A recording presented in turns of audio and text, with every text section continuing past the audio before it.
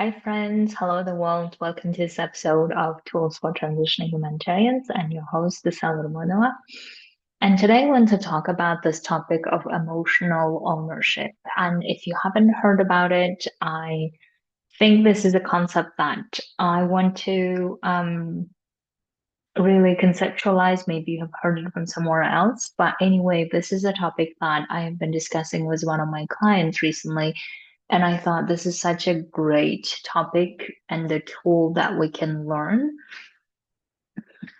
especially when we're transitioning. And so that's why, as I have been preparing myself for a speaking engagement that I'm doing for UNICEF headquarters, I was really thinking about one of these topics like emotional ownership. So I wanted to share some of it here and also make it a useful tool for you to utilize. So a client of mine was telling me about how she was so frustrated that her partner and herself didn't really make the plans to move in together before the funding crisis started, before everything changed in the humanitarian world, because before that, she had the opportunity to work from home whenever they decided to settle in. And in their case, they wanted to settle in Paris, but he was not prepared to make that kind of commitment, and therefore he said that we can do it a bit later, and they kept waiting for that decision. And therefore, now as the funding crisis happened and things have changed, her organization told her that working remotely is no longer an option, right? And therefore, she was feeling a lot of frustration and disappointment that if they had moved that decision faster and if he had made the decision earlier, then she would have moved in and she would have done all the paperwork to get her to work remotely, but now it feels like everything is not going to happen. And she feels frustrated with him and with his decision making process, and therefore feeling like, blaming him and saying all the things of how because of you things didn't happen the way I thought it would have happened, right? And this type of situations happen so much, especially in the transitioning where we're maybe discussing with our partners and we're discussing with our partners in terms of how we want to move and how we want to transition, and they may not agree to this, and then it becomes so easy or even like justified to get back at them or justify to have a fight with them. And in such cases, we were discussing about emotional ownership. So emotional ownership is when we recognize that our emotions are our responsibility, no matter how we react. Even if we are reacting in ways that feels justified, feels right thing to do, feels everyone would do it. The question always is that how we want to react, right? Just because this is justified, that's just because this is how everyone else would react, is that how we would like to react? Or we want to own our emotions of us being in charge of them, and no matter who behaves how, we still get to decide how we want to react to that. And I know it is one of the challenging things we can do, yet also one of the rewarding and freeing things we can do. And the reason why that is because we no longer give the responsibility for our emotions to someone else, right? We no longer give the remote control of our emotional state to someone else. Instead, we own our own emotions of how we are the one who have created, who have reacted this way, and we are the one who can also change. And most importantly, we are the one who chose to react that way, even though it feels like in the moment that we didn't choose.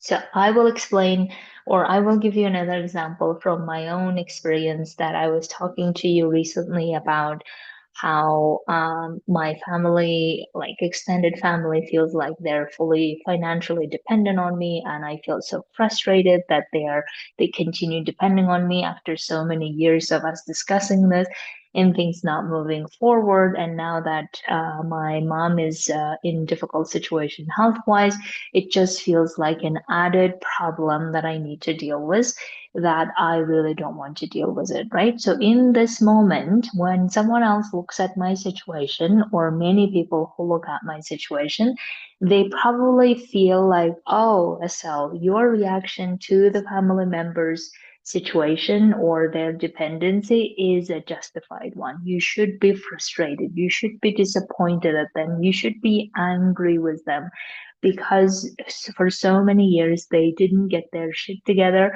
and therefore you still are covering for them. That's probably what many people would have said to me. And that's also how I continued feeling that way over the years. And this has been going on for decades, right? Now, the thing that is so fascinating about this situation that I have is that even though everyone else would react to my situation the way that I kept reacting, which is be feeling frustrated about my family members' behaviors, feeling disappointed that they can't get their thing together, feeling resentful, even though I keep reacting that way, except things didn't change. I kept assigning blame and anger to them. Things didn't change. And the worst part is I didn't do anything else with it. Right. So, in other words, I didn't own my part of the problem.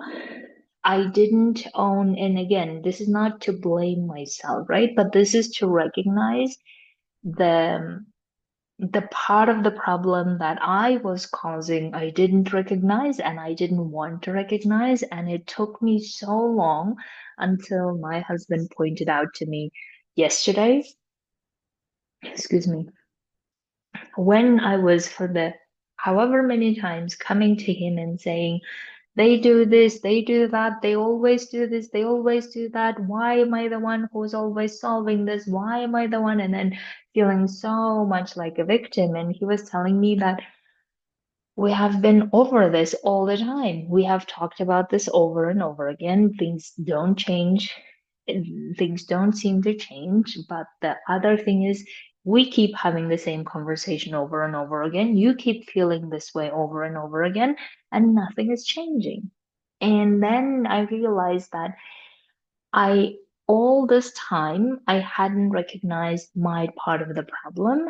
I hadn't recognized my expectations. I hadn't recognized how I have actually contributed to, possibly even created conditions for me keep feeling this way, keep feeling frustrated, resentful, disappointed, and at the same time not do anything about it.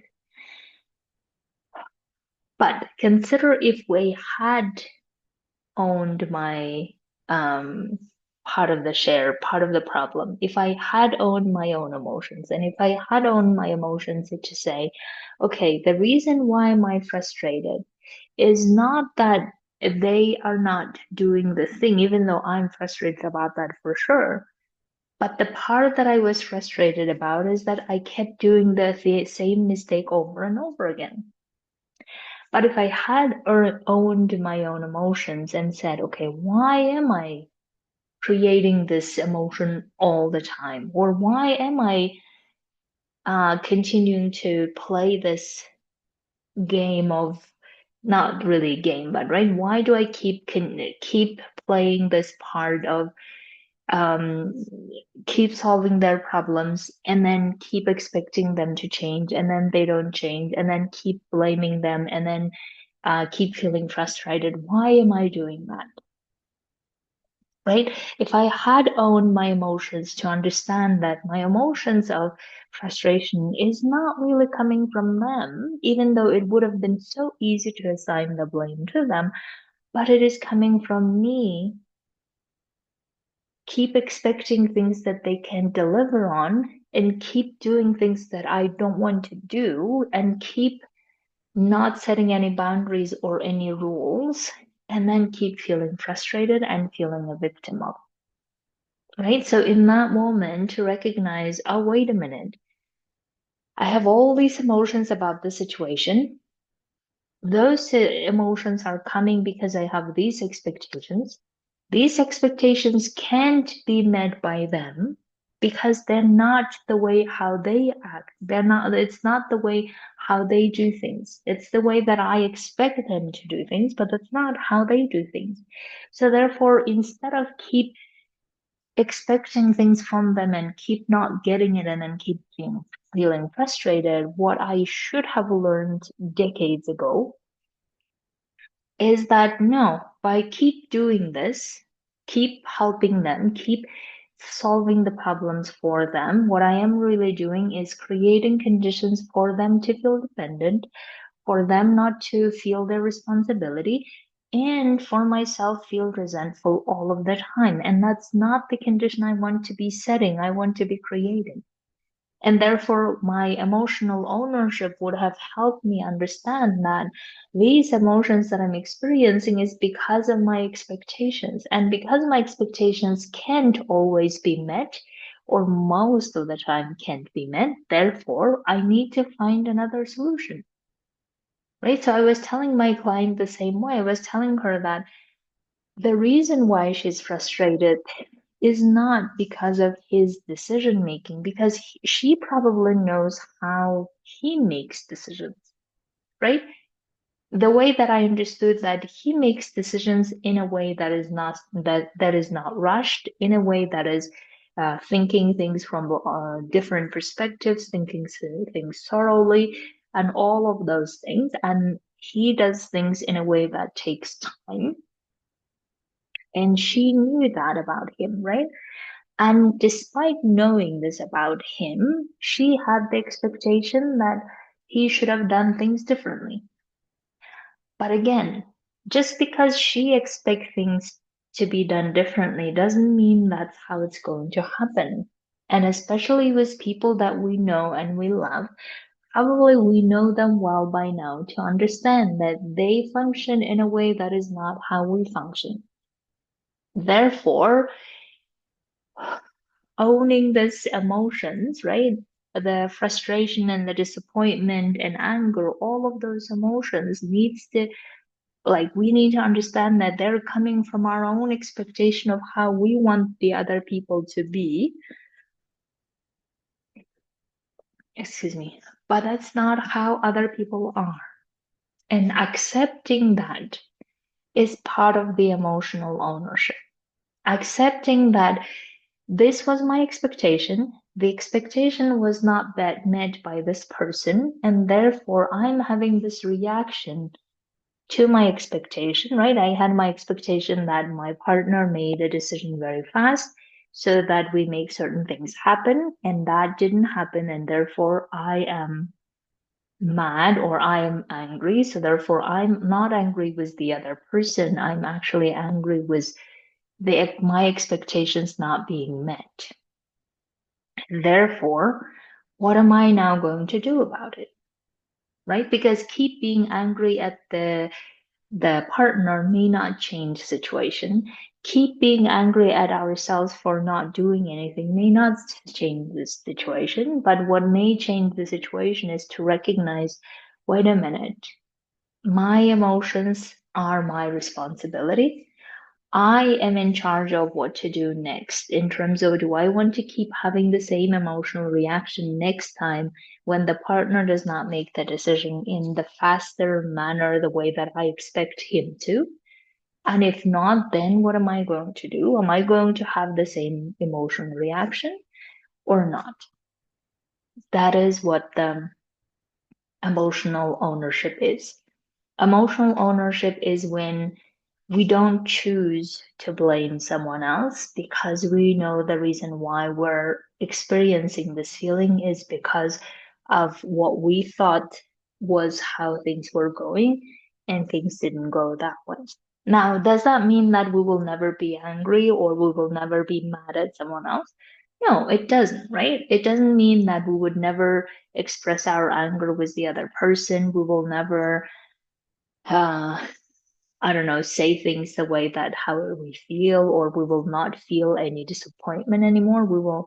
It doesn't mean that, but it simply means that when this scenario happens, like let's say my client's example again, right? Then when that scenario happens where the partner didn't make the decision in the time frame that we agreed, or in the time frame that we thought it would happen, and then that didn't happen, then the way that we may express is, I'm feeling frustrated because I had this expectation that you would follow through the agreement that we had.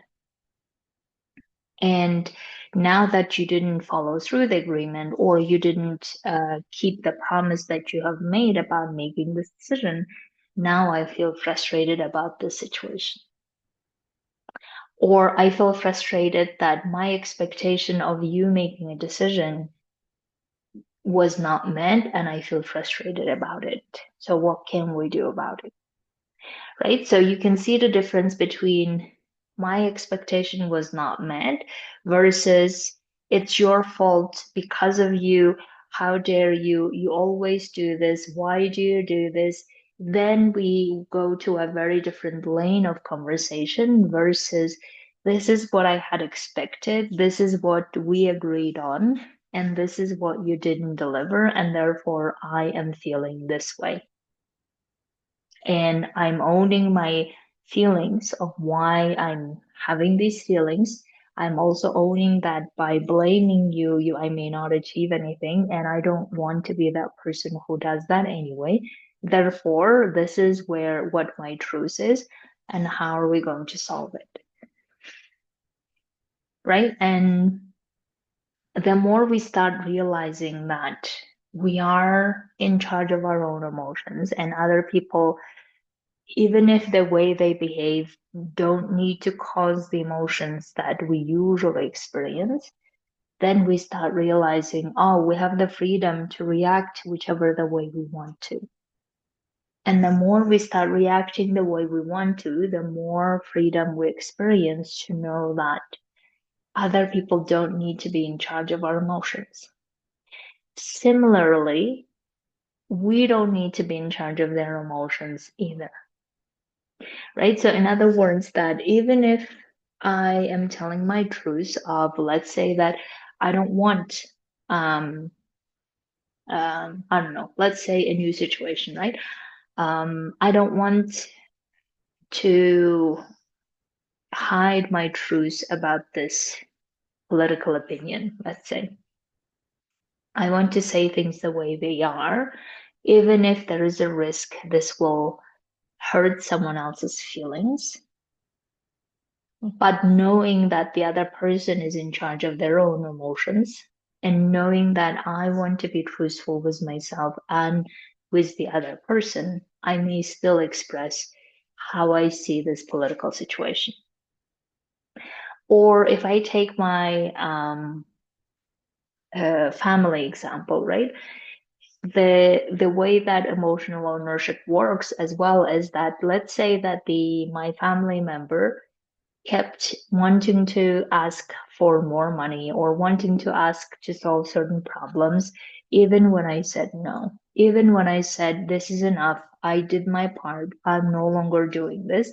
Even when I did that, they keep asking. And then it would be easy, or for many people, it would be very easy to say yes to that, or to give in, or to say, oh my God, if I don't give this time, they will be really upset and frustrated, or sad, or hurt by me, right?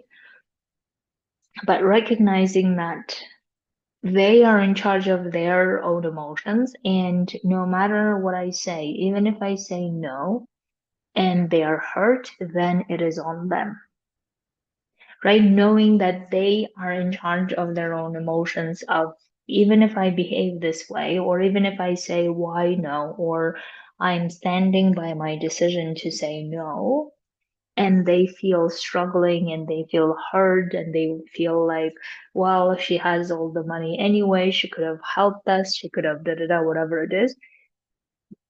Those struggles and emotional reactions are on them.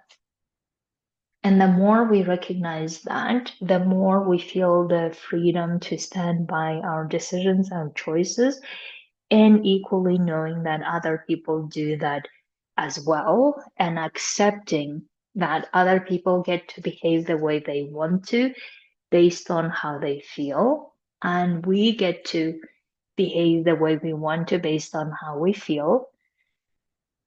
But we also know that our emotions depend on us, our reactions depend on us, and their reaction depend on themselves. So, my dears, I hope that this episode was useful for you to really get to the nitty-gritties of understanding how your emotions are governing you currently, what emotions they are, and most importantly, how much of it you're owning or how much of it you are just assigning to someone else and saying, well, because of this person, because of the situation, because of this crisis, I am feeling this way, which will make you feel very powerless versus taking the remote control of your own emotions and saying, okay, I'm the one who is reacting this way. I'm the one who is choosing to react this way because of my expectations.